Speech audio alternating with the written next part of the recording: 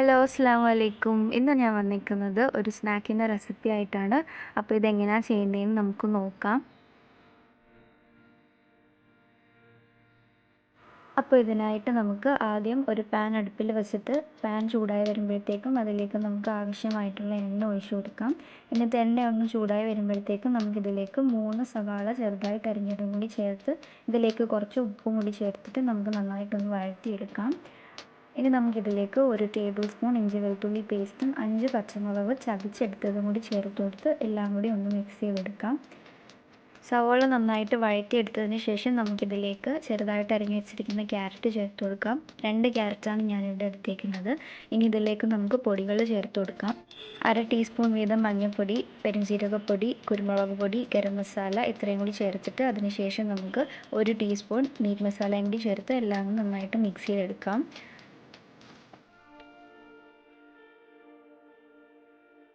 പൊടിയെല്ലാം നന്നായിട്ട് മിക്സായി വന്നതിന് ശേഷം നമുക്കിതിലേക്ക് ചിക്കൻ ചേർത്ത് കൊടുക്കാം.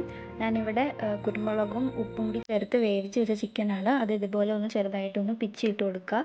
ഇതെല്ലാം ഒന്ന് നന്നായി മിക്സായി വന്നതിന് ശേഷം നമുക്ക് മല്ലിയിലയും കൂടി ചേർത്ത് മിക്സ് ചെയ്തൊന്ന് മാറ്റി വെക്കാം.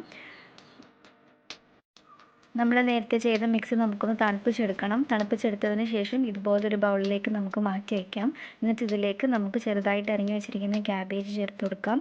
എന്നിട്ട് ഇതിലേക്ക് 4 ടേബിൾ സ്പൂൺ മയോണൈസും കൂടി ചേർത്തിട്ട് എല്ലാം കൂടി നന്നായിട്ടൊന്ന് മിക്സ് ചെയ്തെടുക്കണം.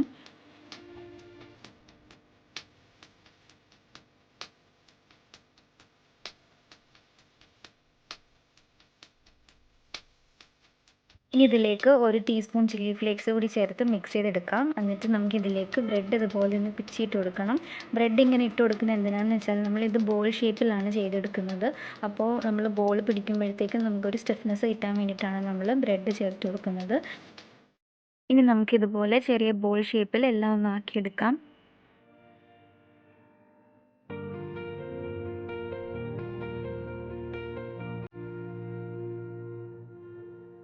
നമ്മൾ ചെയ്ത് വെച്ചേക്കുന്ന ഓരോ ബോൾസും ഇതുപോലെ ബ്രെഡ് ക്രംസിൽ കോട്ട് ചെയ്തെടുക്കുക.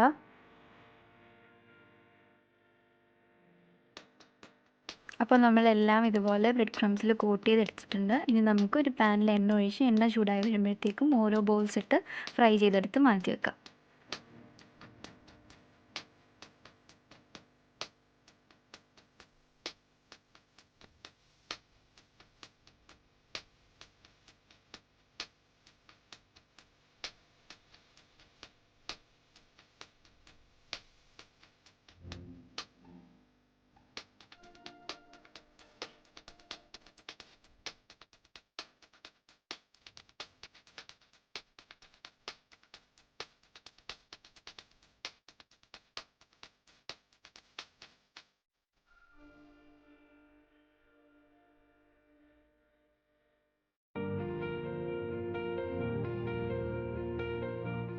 ഈ വീഡിയോ എല്ലാവർക്കും ഇഷ്ടമായെങ്കിൽ മറ്റുള്ളവരായിട്ട് ഷെയർ ചെയ്യാനും നമ്മുടെ വീഡിയോ ലൈക്ക് ചെയ്യാനും അതുപോലെ തന്നെ നമ്മുടെ ചാനൽ ഇതുവരെ സബ്സ്ക്രൈബ് ചെയ്തിട്ടില്ല എന്നുണ്ടെങ്കിൽ സബ്സ്ക്രൈബ് ചെയ്യാനും മറക്കരുത്.